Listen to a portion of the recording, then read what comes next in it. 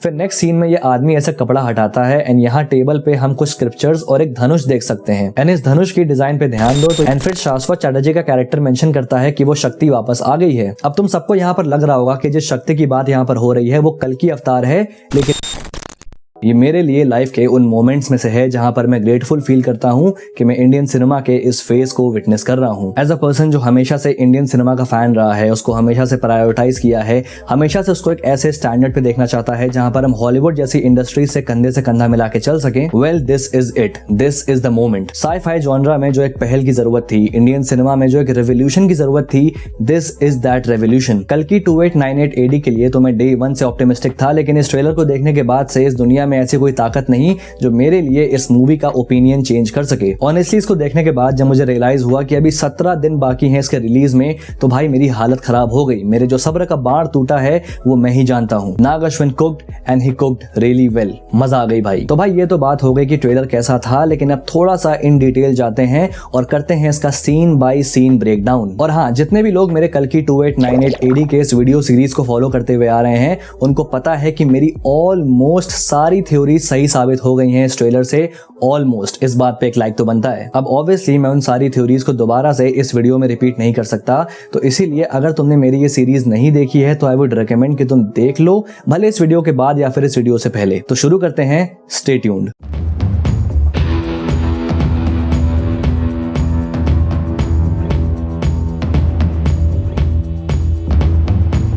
तो ट्रेलर शुरू होता है इस सीन से एंड अगर ध्यान से देखो तो ये एनिमेटेड या फिर पेंटिंग जैसा है, रियल सीन नहीं है। तो हो सकता है ये किसी नरेशन का पार्ट हो जहां पर कोई कहानी सुनाएगा एंड देन ऐसे एनिमेटेड फॉर्म में हमें पूरी कहानी दिखाई जाएगी। अ वेरी कॉमन टेक्निक जो हम मूवीज में देखते आ रहे हैं। फिर उसके बाद यहाँ कृष्ण भगवान आ जाते हैं एंड सिंस ये मूवी महाभारत से जुड़ी हुई है तो यहाँ पर कृष्ण भगवान का आना समझ में आता है। फिर उसके बाद से we can see this vehicle जहाँ ऐसे लोग लद के आ रहे हैं एंड नीचे ध्यान दो तो इस व्हीकल में व्हील्स नहीं है बल्कि थ्रस्टर्स से ये लेविटेट कर रही है या हवा में तैर रही है, जो कि आगे भी हम क्लियरली देख सकते हैं। एंड ये जो पूरी घाटी हम देख रहे हैं ये एक्चुअली में गंगा है जो अब सूख चुकी है पूरी तरह से। एंड बैकग्राउंड में एक नरेशन चल रहा है कि इस दुनिया का पहला शहर एंड देन अगला डायलॉग आता है कि इस वर्ल्ड का आखिरी शहर काशी। जिसके बाद हमें काशी का लुक मिलता है जो कि हम ऑलरेडी उज्जैन भैरवा में देख चुके हैं बहुत कायदे से। एंड ये भी एक फैक्ट है कि काशी वर्ल्ड के ओल्डेस्ट सिटीज में से एक में आता है एंड इस फिल्म के टाइमलाइन के अकॉर्डिंग काशी इस वर्ल्ड का आखिरी शहर भी है। मतलब कि अब दुनिया में कोई भी सेटलमेंट या कोई भी शहर या कोई भी ऐसी जगह नहीं बची है जहां पर इंसान रह सके। विच ऑल्सो एक्सप्लेन्स कि उज्जैन भैरवा में हम ये चाइनीज लैंग्वेज के बोर्ड देख सकते हैं एंड लोगों को अलग अलग भाषा का प्रयोग करते हुए भी देख सकते हैं, क्योंकि दुनिया भर से अलग अलग कल्चर्स के लोग काशी में आके सेटल हो गए हैं। बात करें काशी शहर के बारे में, मैट पेंट्स और 3D एलिमेंट्स को मिक्स करके बेहतरीन आउटपुट। एक जो वो ग्रिटी और एक पोस्ट अपोकलिप्टिक वाला फील आना चाहिए, it hits right at the spot. एक वो सेंस ऑफ क्राइसिस जो आप महसूस कर पाते हो सिर्फ इस फ्रेम को देख के कि कैसे लोग इस शहर की तरफ बढ़ रहे हैं। जो क्लाउड्स है, जो कलर पैलेट यूज हुआ है, शेफ्स किस। एंड ये जो एंट्रेंस हम देख रहे हैं ये काशी विश्वनाथ मंदिर के गंगा द्वार के डिजाइन पे बेस्ड है। यहाँ ध्यान से देखो तो हम एक बोर्ड देख सकते हैं जहाँ लिखा है इंस्टेंट क्रेमेट और नीचे लिखा हुआ है 500U यानी कि 500 यूनिट्स। क्रेमेट मतलब अंतिम संस्कार। अब आज की डेट में इलेक्ट्रिक क्रेमेशन तो ऑलरेडी होता है, लेकिन ये कोई और भी एडवांस वर्जन होगा जहां पर क्रेमेशन और भी जल्दी होगा एंड इसका प्राइस है 500 यूनिट्स। एंड यहाँ इस दूसरे में हम देख भी सकते हैं कि किसी का क्रेमेशन ऑलरेडी हो रहा है। थोड़ा साइड में जाके यहाँ जो ये तेज लाइट आ रही है इसमें ध्यान से देखो तो ये हेक्सागोनल शेप के सोलर पैनल्स लगे हुए हैं। अब ऑब्वियसली पोस्ट अपोकलिप्टिक वर्ल्ड में फ्यूल वगैरह तो नहीं होगा जिससे कि बिजली पैदा हो सके, तो इन्हीं सोलर पैनल्स का इस्तेमाल करके काशी में पावर सप्लाई प्रोवाइड करी जा रही है। एक और चीज यहाँ एंट्रेंस पे ध्यान दो तो हम एक होलोग्राम भी देख सकते हैं जो कि येलो कलर का है। अब ये किसका है ये तो क्लियर नहीं है। फिर हम इस लड़की को देख सकते हैं जिसकी हालत खराब है एंड ये उसी सेम कैरेज में है जो हम देखते हैं शुरुआत में। पानी की कमी की वजह से और लंबे ट्रैवल की वजह से इसकी ऐसी हालत हुई होगी। फिर हम राया को देखते हैं अगेन सेम कैरेज में, तो यहाँ पर इस कैरेज में बैठ के ये सारे के सारे काशी की तरफ बढ़ रहे हैं। फिर we get a really good look at a complex and भाई इसका डिजाइन सीरियसली मैन अमेजिंग। फिर हमारे सामने एक्टर राजेंद्र प्रसाद का भी कैरेक्टर आता है जो कॉम्प्लेक्स को लेके कहता है कि भाई पूरी दुनिया से सब कुछ छीन लोगे तो सब कुछ तो होगा ही। नो एलोन मस्क, अडानी और Ambani has been harmed here. फिर उसके बाद से ये बड़ा सा हम जायंट फिगर देखते हैं जिसकी बॉडी में ऐसे गोल्ड एम्बेडेड है। अब ये जीवित है या रोबोट टाइप का ये तो क्लियर नहीं है। अब देखो एक चीज तो साफ है कि ये जो पूरा कॉम्प्लेक्स है ये कली असुर ने बनाया है। तो कल्कि पुराण के अकॉर्डिंग जो कली असुर है उसने 5 चीजों में प्रस्थान लिया, gambling, liquor, prostitution, slaughter and gold. तो ये मूर्ति काइंड ऑफ उसके गोल्ड के प्रस्थान का सिंबोलिज्म हो सकती है। इस मूर्ति के हाथ में 3 लोगों को हम देख सकते हैं। एक शाश्वत चटर्जी का कैरेक्टर, दूसरा वो साइंटिस्ट जो हमने कल्कि ग्लिम्स में देखा था एंड तीसरा ये मिर्जापुर वाले चाचा जो हम आगे भी ट्रेलर में में देखते हैं। एंड ये मूर्ति इन्हें इस फ्लोटिंग स्ट्रक्चर में लेके जा रही है जो ऐसे एनर्जी बीम के सहारे फ्लोट कर रहा है। एंड ये वही सेम स्ट्रक्चर हो सकता है जहां ये प्रोजेक्ट के वाले चेंबर्स हैं जो हमने पहले देखे थे। माइट भी ये उसी सीन का पार्ट हो। एंड ये कॉम्प्लेक्स के अंदर का सीन है, तो यहाँ पर हम क्लियर ब्लू स्काई देख सकते हैं एंड ऐसे झरने जिसमें साफ पानी आ रहा है एक्सेट्रा। फिर हम शाश्वत चैटर्जी के कैरेक्टर को रेडर्स की आर्मी के साथ देख सकते हैं एंड ऐसे नीचे नॉर्मल लोग खड़े हुए हैं। एंड यहाँ साइड पे ध्यान दो तो ये वही सेम बैरिकेड है जो हम ट्रेलर के शुरुआत में देखते हैं जहाँ ऐसे लोग कॉम्प्लेक्स की तरफ बढ़ रहे हैं। एंड यहाँ पर शाश्वत चैटर्जी का कैरेक्टर कहता है कि बाकी अगर कुछ है तो सिर्फ कॉम्प्लेक्स है। तो यहाँ पर कुछ यूं हो सकता है कि यहाँ जितने लोग हमें दिख रहे हैं ये काइंड ऑफ नए इमिग्रेंट्स होंगे काशी के। एंड शाश्वत चैटर्जी का जो कैरेक्टर है वो काइंड ऑफ इनका ओरिएंटेशन कर रहा है कि भाई अगर यहाँ पर रहना है तो कॉम्प्लेक्स के रूल के हिसाब से रहना पड़ेगा। एंड फिर वो कहता है कि भगवान सिर्फ एक है, सुप्रीम यास्किन। एंड मैं यहाँ पर अज्यूम कर रहा हूँ कि ये जो सुप्रीम यास्किन है ये कमल हसन सर के कैरेक्टर का नाम है। एंड ये जो शॉट है ये सेम शॉट हमने कल की ग्लिम्स में देखा था लेकिन बैकग्राउंड अलग था। फिर नेक्स्ट सीन में हम राया को देख सकते हैं जो इस मंदिर की तरफ जा रहा है जो ऐसे रेत में दफन है। एंड इसी मंदिर के अंदर जाके उसकी मुलाकात होगी अश्वत्थामा से। फिर नेक्स्ट सीन में राया अश्वत्थामा से कहता है कि आप कितने लोगों को बचा सकते हो, लेकिन यहाँ पर वो ऐसा क्यों कह रहा है। तो यहाँ पर मेरी थ्योरी ये है कि ये जो पूरा कन्वर्सेशन है ये एक फाइट सीन के बाद होगा जहाँ अश्वत्थामा मंदिर में इन्फिल्ट्रेट करने वालों को मारेगा एंड उसकी पावर और स्किल्स देख के राया दंग रह जाएगा, जिसके रिस्पॉन्स में वो अश्वत्थामा को ऐसा कह रहा होगा। फिर अश्वत्थामा का रिस्पॉन्स होता है कि उसको सिर्फ एक की रक्षा करनी है, केवल एक की। ऑब्वियसली यहाँ पर वो कल की अवतार की बात कर रहा है। एंड फिर हम अश्वत्थामा को उसकी मणि धारण करते हुए देखते हैं। फिर नेक्स्ट सीन में ये आदमी ऐसा कपड़ा हटाता है एंड यहाँ टेबल पे हम कुछ स्क्रिप्चर्स और एक धनुष देख सकते हैं। एंड इस धनुष की डिजाइन पे ध्यान दो तो ये विजया धनुष जैसा है जो कि कर्ण का था एंड महाभारत के one of the most deadliest weapons में से एक था, या फिर ये अर्जुन का गांडीव धनुष भी हो सकता है। एंड इसके बगल में एक और वेपन हम देख सकते हैं जो वज्र जैसा नजर आ रहा है, again one of the deadliest weapons of Mahabharat. And background में डायलॉग चलता है कि ये 6000 साल पहले देखा था। एंड फिर शाश्वत चैटर्जी का कैरेक्टर मेंशन करता है कि वो शक्ति वापस आ गई है। अब तुम सबको यहाँ पर लग रहा होगा कि जिस शक्ति की बात यहाँ पर हो रही है वो कल की अवतार है,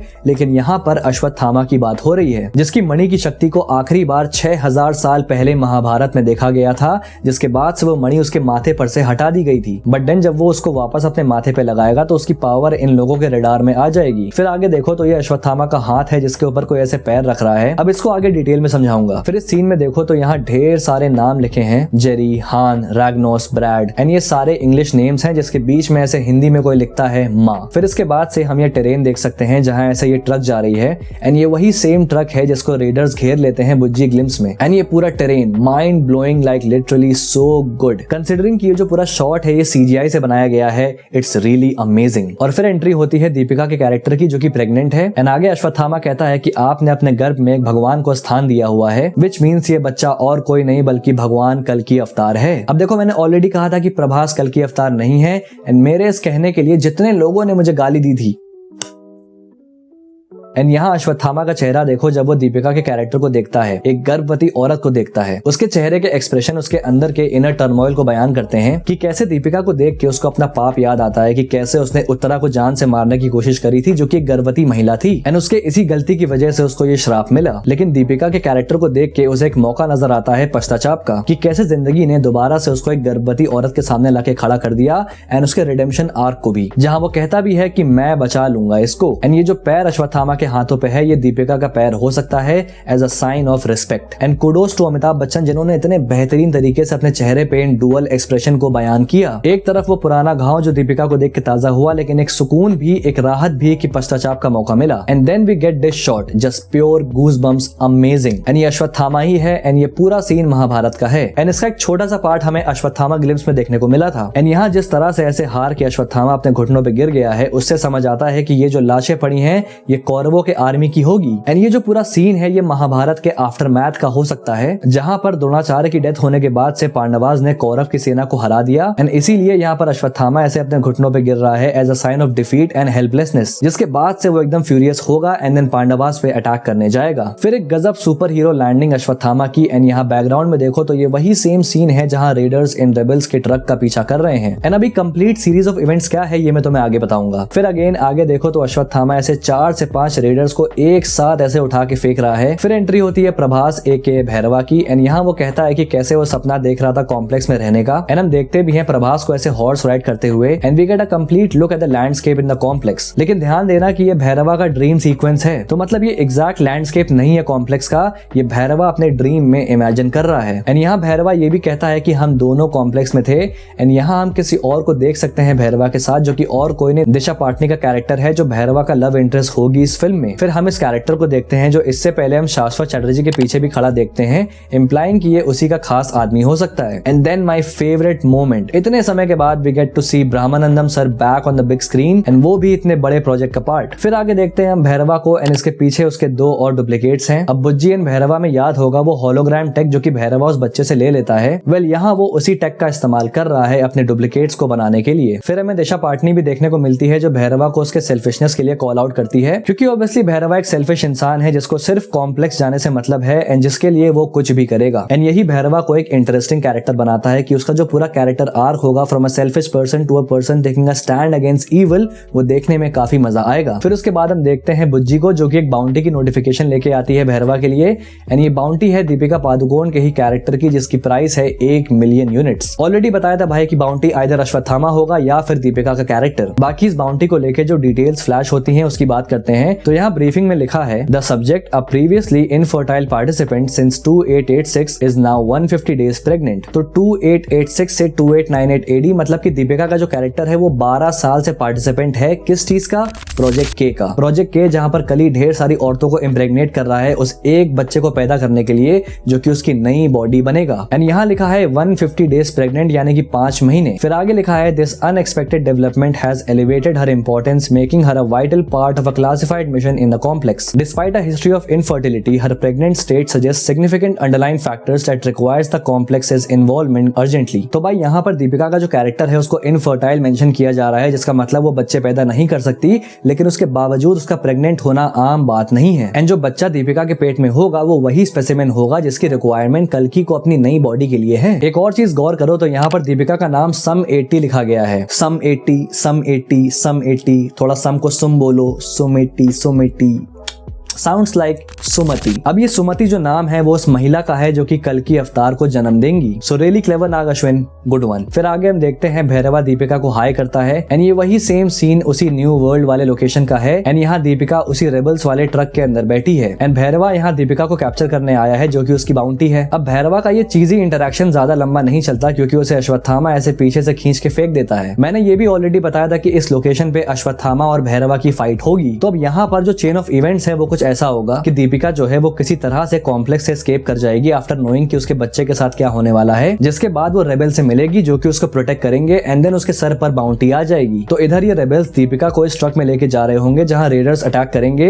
एंड अश्वत्थामा एंट्री मारेगा एंड उन्हें हराएगा एंड देन भैरवा भी आएगा एंड फिर इसके साथ भी अश्वत्थामा का खतरनाक फेस ऑफ होगा। बट देन भैरवा यहाँ पे हार जाएगा जो कि हम यहाँ देख सकते हैं कि कैसे वो ऐसे डेब्रीज के नीचे दबा हुआ है एंड फिर रेबेल्स अश्वत्थामा के साथ यहाँ से भागने में कामयाब हो जाएंगे। एंड ये जो सीन है ये यहाँ से एस्केप करने के बाद का ही है जहां पर अब ये लोग शंबला की तरफ जा रहे हैं जिसका मेंशन बुज्जी एंड भैरवा में किया गया है। यहाँ भैरवा और अश्वत्थामा के बीच एक और चीज नोटिस करो कि जब अश्वत्थामा भैरवा को पकड़ता है तो उसके हाथ का साइज कितना बड़ा है। इवन ओवरऑल वो भैरवा से साइज में काफी ज्यादा बड़ा है। इनफैक्ट यहाँ रेडर्स ने भी जब इसे घेरा हुआ है तो यहाँ पर भी वो इन सब से कितना बड़ा नजर आ रहा है। यहाँ जब वो भैरवा को ऐसे उठा के ऐसे दीवारों में फोड़ता हुआ ले जा रहा है तो यहाँ पर भी you can see that he is massive as compared to normal human size. अब किताबों में अश्वत्थामा की हाइट अराउंड 12 फीट मेंशन किया गया है एंड वो एक्सट्रीमली पावरफुल भी है जो हमें यहाँ समझ आता है जब वो एकदम आराम से एक पैर मार के बुज्जी को रोक लेता है। फिर आगे अश्वत्थामा से हारने के बाद भैरवा कहता है शाश्वत चटर्जी के कैरेक्टर से कि वो हर हाल में दीपिका को कैप्चर करेगा एंड इस पॉइंट से शायद भैरवा रेडर्स के साथ मिल के काम करे। फिर आगे हम देखते हैं भैरवा को जो कि बुज्जी के रियर व्हील को रिपेयर कर रहा है क्योंकि ऑब्वियसली अश्वत्थामा के साथ फाइट के बाद से बुज्जी में कुछ डैमेज हुआ होगा। फिर आगे हम देखते हैं कि यहाँ पर रेडर्स अटैक कर रहे हैं लोगों को बिकॉज ये रेड बीम्स रेडर्स की हैं एंड यहाँ कुछ कुछ लोग ऐसे ब्लू शील्ड लेके खड़े हुए हैं। आगे हम देख सकते हैं कि ये एक पूरी आर्मी है एंड जो ये जगह है ये शंबला है, जो कि कल्कि पुराण के हिसाब से वो जगह है जहां पर कल्कि अवतार का जन्म होगा। इनफैक्ट ये भी लिखा गया है कि जो शंबला शहर होगा वो पहाड़ों से घिरा हुआ एक शहर होगा, जो कि हम यहाँ भी देख सकते हैं। एंड हम यहाँ पर ऐसे लोगों को रिचुअल्स परफॉर्म करते हुए देख सकते हैं। तो मतलब यहाँ शंबला में हिंदू कल्चर और भगवान के कॉन्सेप्ट को प्रिजर्व करके रखा गया है एंड यहाँ के लोग अब भी भगवान से जुड़े हुए हैं। यहाँ इस शॉट को देखो तो ये रेडर्स की आर्मी है जो यहाँ ऐसे पहाड़ तोड़ के शंबला को इन्फिल्ट्रेट करने की कोशिश कर रही है। जैसा मैंने अभी बताया कि भैरवा रेडर्स के साथ मिल के काम करेगा, तो यहाँ शंबला तक उन्हें लीड भी शायद भैरवा ही करे, क्योंकि कल की ग्लिम्स में ये सीन तो याद होगा। यहाँ भैरवा जिस स्टिक को डॉज कर रहा है ये अश्वत्थामा का है, क्योंकि अश्वत्थामा को भी हम यहाँ देख सकते हैं एंड ये फाइट सीन इन दोनों के बीच यहाँ शंबला में ही हो रही है। तो मतलब यहाँ पर हम भैरवा के सेल्फिशनेस के लेवल को देख सकते हैं कि किस एक्सटेंड तक वो जा सकता है कि वो बुरे लोगों के साथ मिलकर लड़ाई कर रहा है अच्छे लोगों के अगेंस्ट। एंड फिर जो कल की ग्लिम्स में हमने सीन्स देखे थे, यहाँ ये रेडर्स इन्फिल्ट्रेट कर रहे हैं और ये सब लोग मारे जा रहे हैं, ये सब कुछ इस पूरी वॉर का पार्ट है। एंड हम इस ट्रेलर में भी देख सकते हैं कि यहाँ दीपिका के आसपास लोगों की लाशें पड़ी हुई हैं, विच मीन्स कि रेडर्स और रेबल्स के बीच में इस वॉर का आफ्टर मैथ अच्छा नहीं होगा और जो रेबल्स हैं वो हार जाएंगे। एंड हो सकता है कि ये जो पूरा मैसेकर है, ये जो पूरी लाशें बिछेंगी, इतने सारे लोग मरेंगे, इसको देखने के बाद शायद भैरवा के अंदर कुछ परिवर्तन हो जाए। शायद उसको एहसास हो कि उसने गलत किया एंड अपनी सेल्फिशनेस को वो त्याग दे एंड देन वो अश्वत्थामा के साथ मिलकर रेबल्स की हेल्प करे और दीपिका को प्रोटेक्ट भी करे। एंड फिर फाइनली एंड में एंट्री होती है सुप्रीम यास्किन या फिर कली की, played by Kamal Haasan and honestly he looks really scary here. लेकिन यहाँ पर सिर्फ और सिर्फ मेरी एक ही ग्राइप है जो कि मेरा पर्सनल ओपिनियन है एंड मुझे ऐसा लगता है कि इस ट्रेलर में कमल हसन सर के कैरेक्टर को रिवील नहीं करना चाहिए था एंड उसको मूवी के लिए एक सरप्राइज रखना चाहिए था, क्योंकि ये बात हम सबको पता है कि उनका एक कैमियो है छोटा सा, लेकिन एक बहुत ही इंपैक्टफुल कैमियो है जो कि सेकंड पार्ट को सेटअप करेगा। अब विक्रम के ट्रेलर में रोलेक्स को कहीं पर भी रिवील नहीं किया गया था, लोगों को बस ये पता था कि भाई सूर्या का इसमें कैमियो है, लेकिन उनका क्या रोल होगा, उनका क्या इंपैक्ट होगा, इसके बारे में किसी को भी कोई भी आइडिया नहीं था। एंड विक्रम के एंड में जो रोलेक्स की एंट्री थी उसका अंदाजा किसी ने भी नहीं लगाया था एंड भले 5 मिनट का रोल था लेकिन उसका कितना बड़ा इंपैक्ट था ये हम सब ने देखा था। तो उस चीज का एग्जांपल लेते हुए यहाँ पर भी कमल हसन सर का जो कैरेक्टर है उसको एज अ सरप्राइज रखना चाहिए था। खैर अब रिवील हो गया तो आते हैं उनके लुक पर एंड यहाँ उनके माथे पर ध्यान दो तो एक कट लगा हुआ है जिसमें से एनर्जी निकल रही है एंड अगर यहाँ चेहरा देखो तो it is clearly in the state of decay, implying कि उसकी बॉडी अब कमजोर हो रही है, खराब हो रही है and he is in need of a new one. और फिर सुप्रीम यास्किन कहता है डरो मत, एक युग आ रहा है and here is obviously mentioning कलयुग। फिर ट्रेलर एंड होता है इस शॉट से जहां भैरवा ऐसे बुज्जी से इजेक्ट करता है एंड उड़ने लगता है। तो भाई यहाँ पर खत्म होता है कल्कि 2898 AD ट्रेलर का ब्रेकडाउन और मैं फिर से बता रहा हूँ कि मैं काफी एक्साइटेड हूँ अब इस फिल्म के लिए। ट्रेलर मुझे काफी ज्यादा अच्छा लगा था। बाकी तुम्हारे क्या थॉट्स हैं एंड अगर मुझसे कोई डिटेल मिस हुई है तो मुझे कमेंट बॉक्स में लिख के जरूर से बताना और अगर वीडियो पसंद आए तो लाइक कर देना और अगर पहली बार यहाँ पे आए हो तो सब्सक्राइब करना मत भूलना ऐसी और वीडियोस के लिए। Till then this is your pop culture nut signing off. Will see you guys in the next video and thanks for watching.